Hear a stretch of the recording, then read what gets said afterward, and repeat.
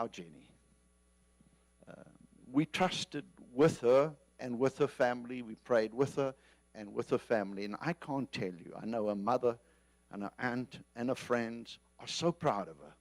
And we are so proud of you. For me personally, the 14th of February, Valentine's Day, is the most precious day. And yes, it's because of my wife.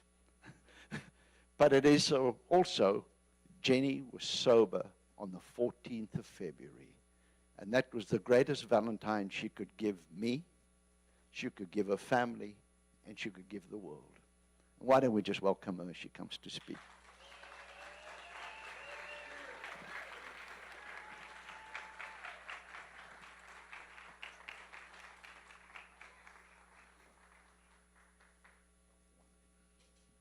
By the way, I've told Adam he better be good to her otherwise. Thank you so much, Peter. And gosh, I'm already getting emotional just hearing, being here and seeing all of you, and just we're so excited to share what God's done in both of our lives. And I know many of you have heard my story. You've seen me walk through it. You've been part of that walk, and I can't describe the feeling that I have in terms of gratitude, and to know, for me, God shows up through people. And the people in this room are many of those people that walked alongside the struggles that I encountered. And I'm so grateful for that. Peter and Gabby and my church home were a huge reason that you all trusted in God.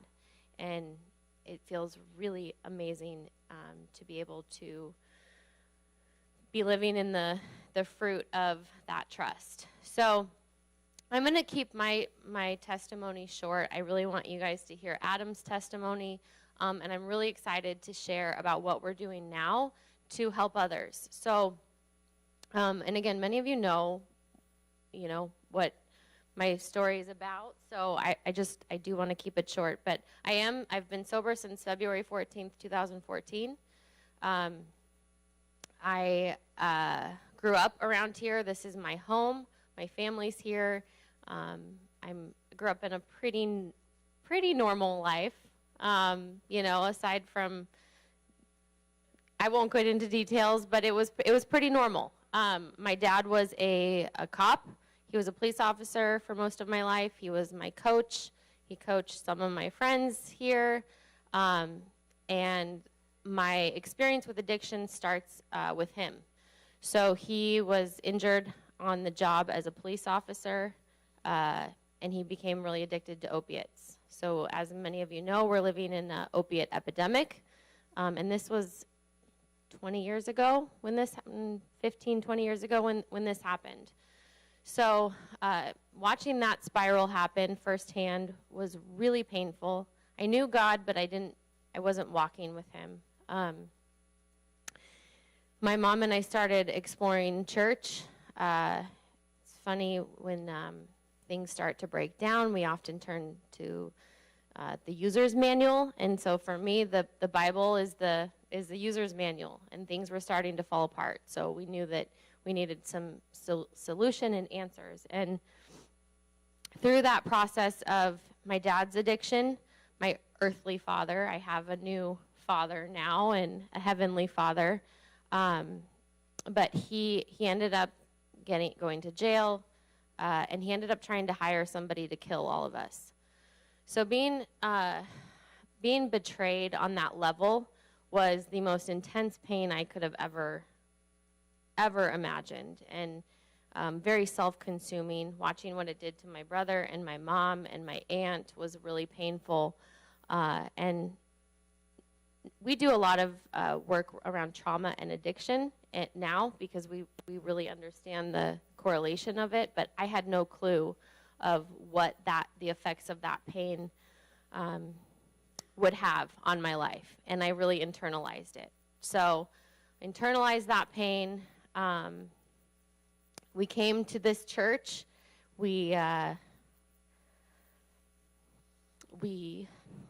Peter,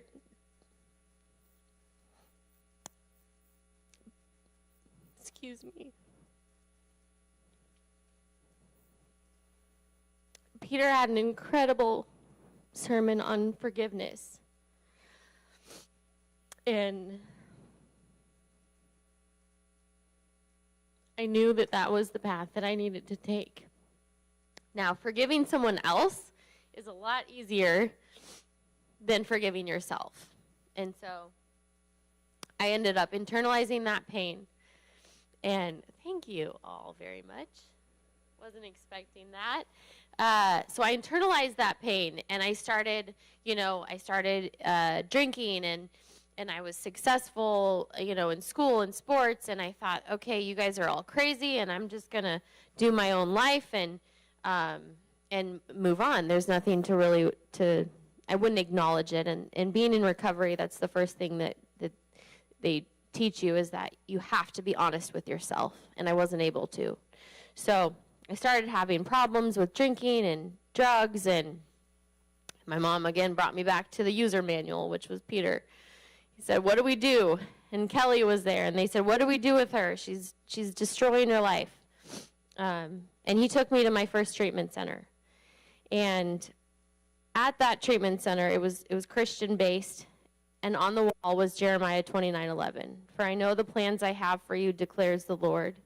Plans to prosper you and not to harm you. Plans to give you a hope and a future. So I held on to that Jeremiah 29:11, and I knew inside me, I knew God had plans for me, and I didn't trust myself, and I didn't know that it was possible for me. Long story short, I continued to struggle. Recovery is a process. It's not a go to treatment, get fixed, and it's all good. There's a lot of work that goes into it, and that's where all of you guys came into play. You really walked alongside me. I continued to relapse many times, and you didn't give up. And so if any of you are struggling with someone that is in relapse, or they have never gotten sober, or they're struggling with mental health, I just want to encourage you to not give up. That God has plans and a hope for them. And I'm so grateful that people didn't give up on me, because I see people, I work with people that their families have given up on them. They've walked away, they said, figure it out, make the decision, get better, and they've walked away. And I know that the reason that I'm sober and healthy today is because I had people walking alongside me to speak truth into my life. I ended up going to treatment 5 different times. The pain and the anger and all of that was very real, and I believed the lies the enemy was telling me. He told me I wasn't good enough, I wasn't going to get it, that I wasn't worthy, I was going to relapse anyways. Lots of lies, and I believed those, and I kept relapsing. The last time that it happened, I thought I had run out of chances. They actually Peter and Gabby allowed me to work here, and they said, okay, we'll give you something to do, come work here. I had no car because I had gotten into legal trouble, so I rode the bus here, and I still couldn't get it together. Finally, my mom, through her own work, met with a therapist, and they basically did an intervention on me. I had multiple interventions along the way, but this one was really powerful. And he basically told her, you can let her die in your basement, or you can get her some help one more time. So the next day, I gave Gabby less than a day's notice, and I was off to treatment again. And for whatever reason, that time it stuck. That was February 13th, 2014.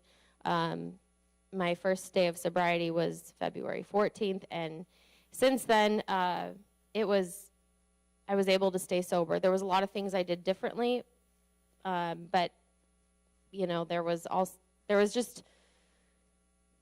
a lot of things I did differently, and the people around me learned how to really support me in a healthy way. Moving forward quickly, I went back to school. I graduated from the UW, and then I decided to pursue my master's degree. All the while, the people at the church here were supporting me in doing that. There's no way I could have done any of this on my own.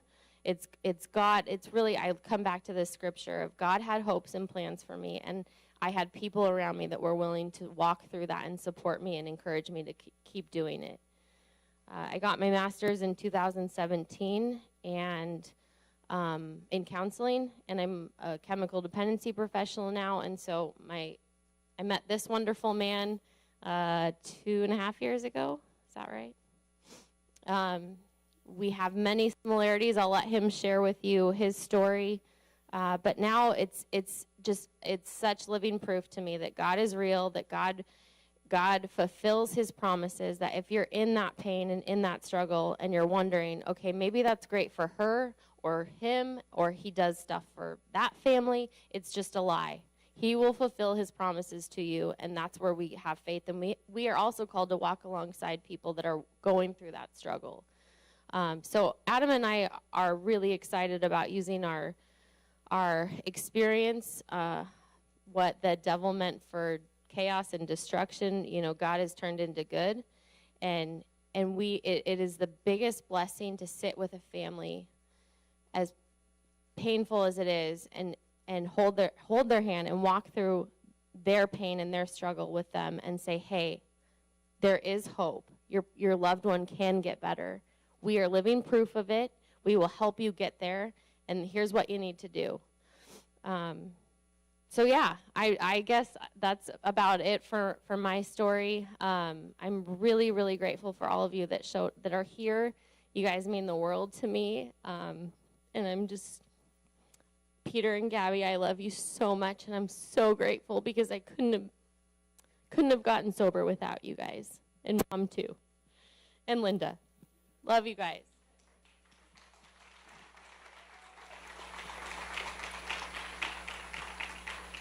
Thanks, Jenny. I just want to say thank you to everybody who's Gabby and Peter for having us here today, and everybody for being so welcome from my first time that I was in this church. I appreciate it. And it's good to see Jenny's friends, some other people that we know from all over here today, and it's true. The devil tells us lies about ourselves when we're wrapped up in our addiction, and it keeps us from getting better. My story started off, I got sober July 26, 2013. My story started off, I had a pretty normal family growing up. Everybody has their stuff in their family, but for the most part, I had a pretty normal upbringing. One thing that was different about me, or at least felt different about me, is early on I was really good in sports and I was popular and all this other stuff, but I'd be sitting in a room and I felt completely isolated with no connection to anybody. And it didn't matter until I was 16 and the first time I had a beer. And I remember the first time I had a beer, I didn't just have a beer, I had 3 or 4 beers. And about that 4th beer, I thought, this is the answer. This is the solution. I can talk to people. I feel comfortable. I look better. All of the crap that we tell ourselves, the way it made me feel. And looking back on it now is, I was an alcoholic from day one. Because not so much because of the alcohol. They say that's a symptom of our disease. It was something outside of me other than God filling a void in order for me to cope, until I couldn't cope anymore. So, I was in sports, so I got drunk that one time, and then I was like, well, I can't wrestle and do that, so that's not going to be part of my jam.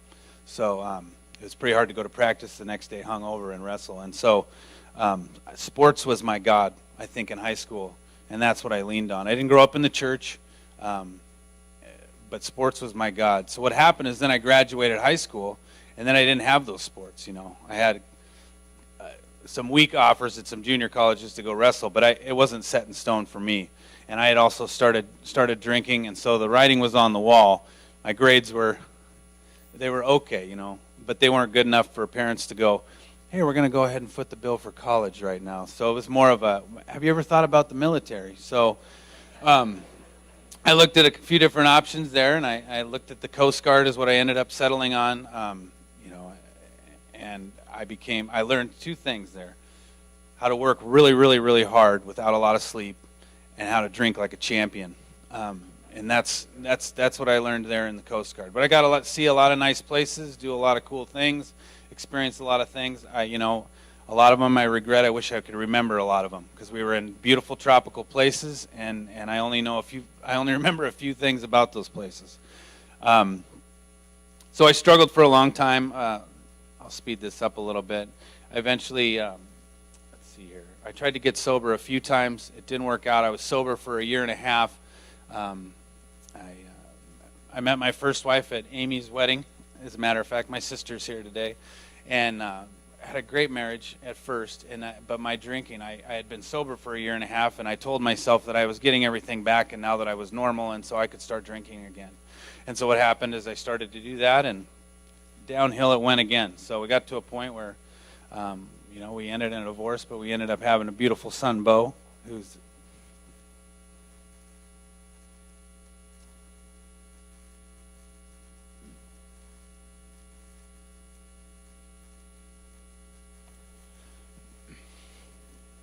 anyway. So when I was out there struggling, I would think about my son. He was the light in my life, and so I just remember struggling a lot. I was mad at everybody. My parents were doing this, my ex-wife was doing that. It was all their fault. It wasn't my fault, at the time. And I would go to this other recovery group, and I remember standing in there one day, and I'd been in and out, and I'm sitting in the group, and I won't use the language that he used, but I was whining, and it was an old-timer, 30, 40 years sober, and he walked up to me, and he says, "Why don't you go get out of your own way?" And I said, "What are you talking about?" I didn't understand what he was talking about, and he said, "Why don't you let go and let God run the show, because your way sucks." And it kind of hit me, and I'd been going to these meetings, and then finally my mom's like pleading with me. She just says, "Go to this church. We have a big church in Spokane. It's called Life Center. Please go to this church." So I walk into this church, and I walk in to see the men's pastor, to talk to this guy, because I was out of options, out of ideas. And I walk in, and it's the uncle of a kid I grew up with who overdosed eventually. And he said, "Adam, how are you?" And I just lost it. It was perfect. Not a small church, not a small area. And that was God in my life, I believe, to this day. I was homeless. I was on crutches. I was staying at a homeless shelter for veterans. I didn't have anywhere else to go. And I'm standing there in the snow at the bus stop after meeting with him, and the snow's coming down. And I remember just going, "It's all going to be okay."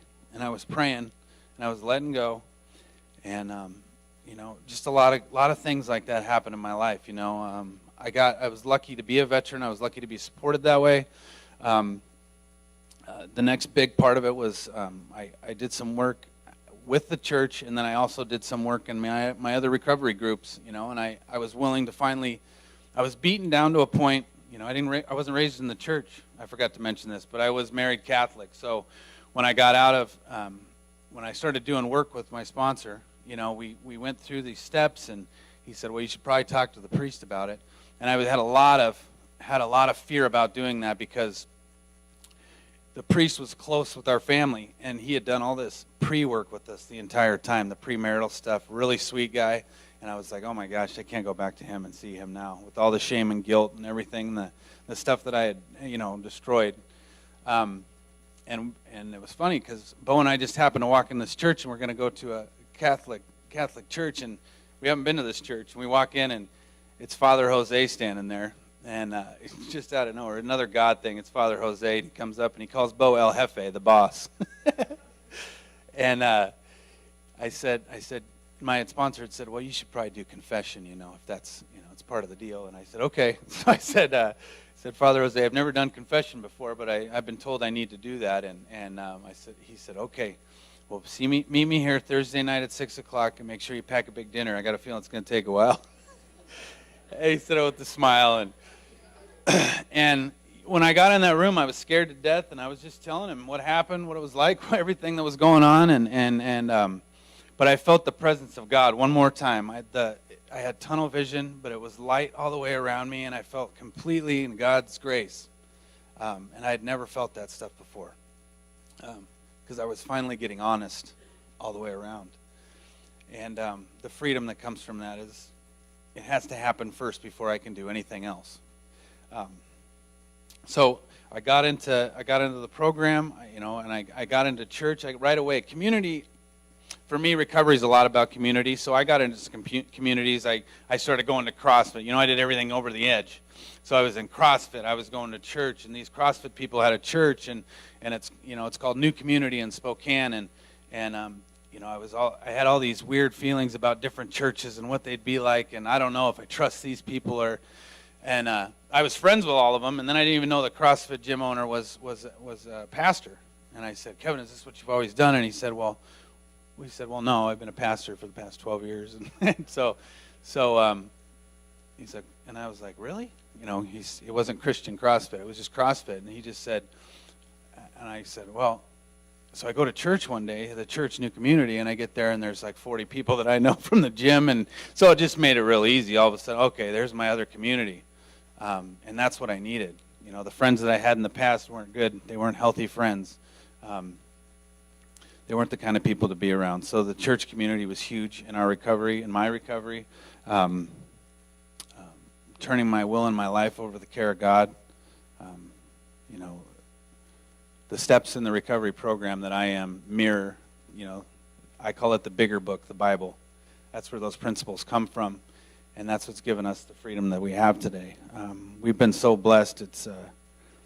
I met Jenny on Bumble. Okay, I was over here visiting my sister, and we got matched up on Bumble. The thing was that she worked at a treatment center, and I had worked in treatment, so I had an idea that she might be in recovery, so it might be a good match, and so. And we had a mutual friend at the time, and so she knew I wasn't an axe murderer when we matched up. So we were able to go on a date. Jenny came over to Spokane, and first date, she comes over to Spokane. We go to a wedding of friends of mine at this new community, and I was like, she's pretty cool. She's willing to just go to a wedding. The first time she comes over to visit, that takes a lot of guts. She's a winner. And so, as you know, Jenny can talk to anybody and be around anybody, and so... Anyway, so I can't talk about how blessed and lucky I am to have met Jenny, how lucky we are. We started off, as soon as we got into recovery, we started working at treatment centers. I started off, I had 5 months sober. I wouldn't recommend this. And I was working in a house as a sober tech. But they saw me at the meetings. They saw me doing 3 meetings a day. I had to do what it took to stay sober. I was so scared that I would drink again that I literally slept at the AA club, the Alano club, when I first got sober, because I was afraid I wouldn't be able to stop drinking. That fear comes back in me now, and I remember those times, and that's what helps keep us motivated to keep doing the work that we're supposed to be doing for ourselves. Jenny and I have a pact where we do 3 meetings a week, and we go to church because we need to stay on the straight and narrow, and we need to stay healthy. So we worked in treatment a long time. I ended up working at the same treatment center with Jenny. My background is admissions and then marketing as well, and Jenny is more of the clinical side. So then I went back to school because I knew that I needed something more than just to be a business development person. I wanted to know more. I wanted to be able to connect with families more. So I'll be graduating from Eastern with a master's in social work and addiction studies this spring. And I don't say that... And I don't say that to pump us up. I'm saying that because I remember thinking that I was never going to be the dad. I was never going to have this. I was never going to be respected. I was never going to be able to look people in the eye again because of that shame and that guilt. So if you or someone you know is feeling that way, it is an absolute lie. It's the devil, and that's not who you are. So just to know that, and to always keep up hope. I mean, Amy kept up hope. She would write me letters when I was in treatment and tell me, it's going to be all right. And she'd send me books, and I'd read these books. And the number one thing I remember when I was feeling worse than I ever felt, she sent me a book, and it was I I don't remember what it was. It was like a prayer a day in recovery type of a book. And the book that Amy sent, the one passage that I remember when I was struggling is, get out of yourself. Are you paying attention to what's going on so that you can help somebody else someday? You know, are you paying attention to that?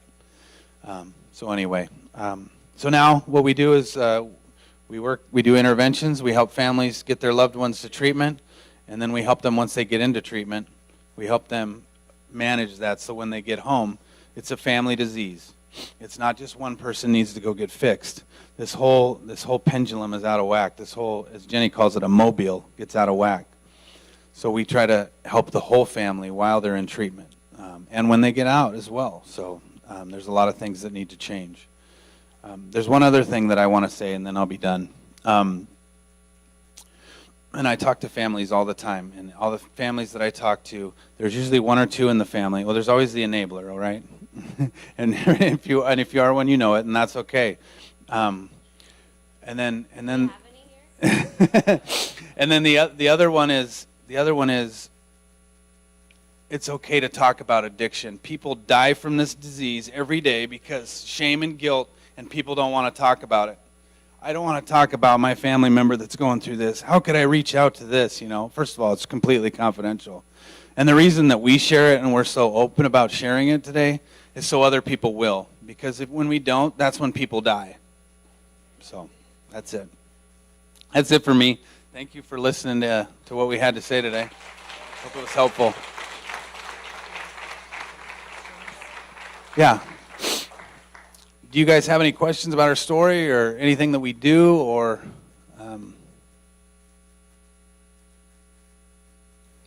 Bo, did you have a joke you wanted to share?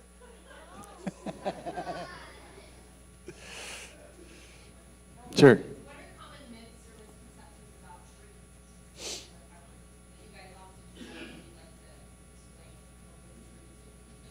Well, with treatment, a lot of times. Oh, yeah. I'll use the microphone too. Amy asked, what are some myths or misconceptions about treatment and recovery? And, you know, what are some of those questions that people often have? A lot of times people think that everybody at their work is going to know that they're in treatment, which is against the law. It's against HIPAA. And there's the Family Medical Leave Act that also prohibits them from knowing why you're going to treatment or attending treatment. What are some other questions? Well, typical length of stay is anywhere from 30 to 90 days, sometimes longer. There's a lot of factors that depend on that. Is it co-occurring? Do they maybe have an eating disorder? Do they have a mental health diagnosis of some type as well? Typically, in all the studies and statistics show the longer somebody's in treatment, the better their chances of success are when they get out. Adam briefly mentioned this, but one myth is, or a big myth is, we send Bobby, I always use Bobby as the fake client. We send Bobby to treatment, and then we're good. He gets fixed, and then we're good. And that is the biggest lie or misconception, because it's not just Bobby. The alcohol or the drugs are a symptom of a bigger problem within the family. My family knows very well that we had a lot of work to do, and it wasn't just Jenny goes and gets fixed.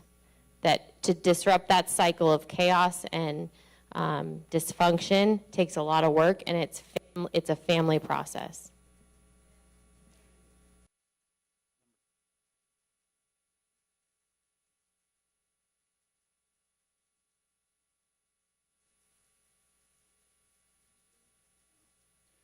Yeah, you know, it's funny. We work with the sheriff's department over in Spokane, and I was talking to the chaplain, and you know, there's a lot of PTSD. A lot of first responders work through that stuff, and I said, Ed, do the police officers just come up to you and tell you they have a problem? He said, absolutely not. That's not how we roll. And I said, well, how do you find out? He said, well, usually it's a coworker or a partner that comes up to me, and then I accidentally bump into them at work, and we have a conversation. It's the only way that that's broached. But yeah, just being real. Say, hey, man, I care about you. I love you. But we've seen this, and this. Do you think maybe drinking might be an issue for you? If so, we have some resources.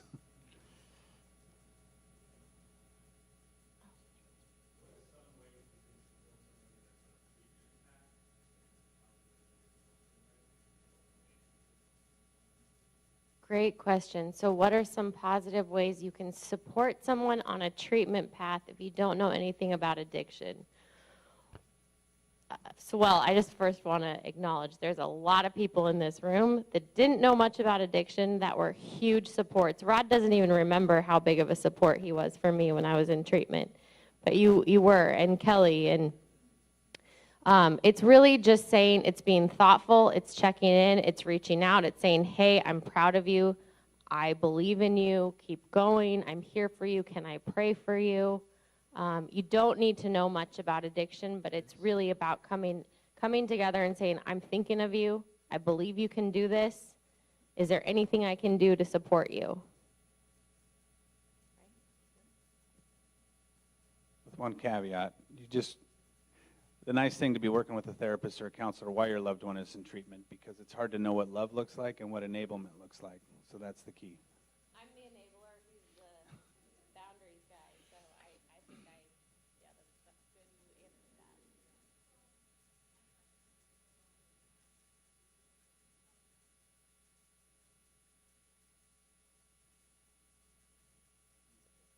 Yeah. So, and I guess where I want to correct myself is the key part of that question was they were in treatment.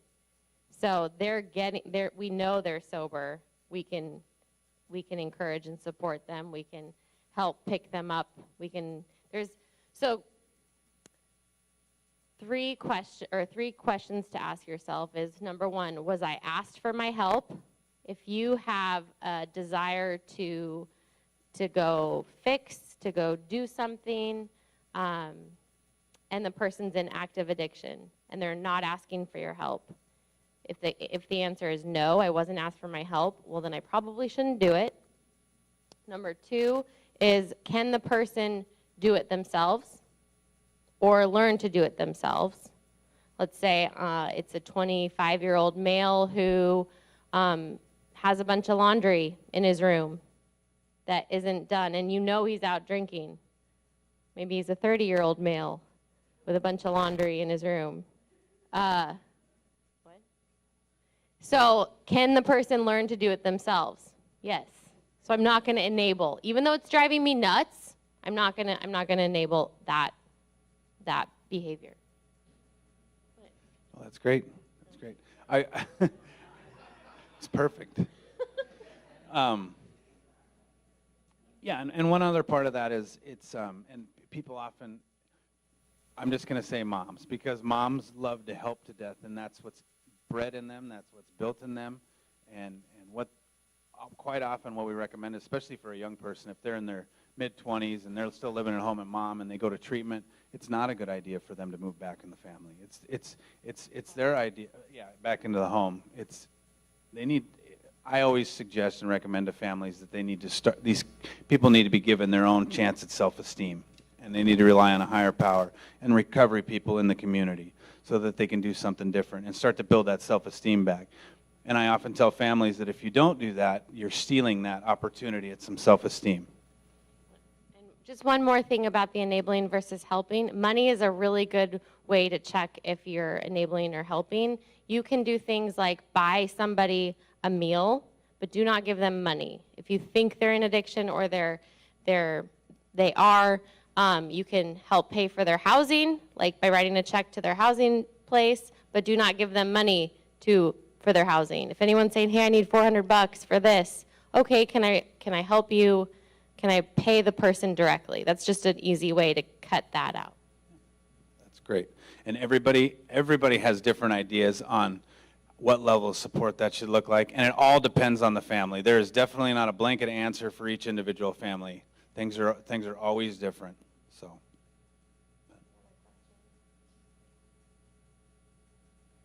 well, thanks again. We appreciate the time.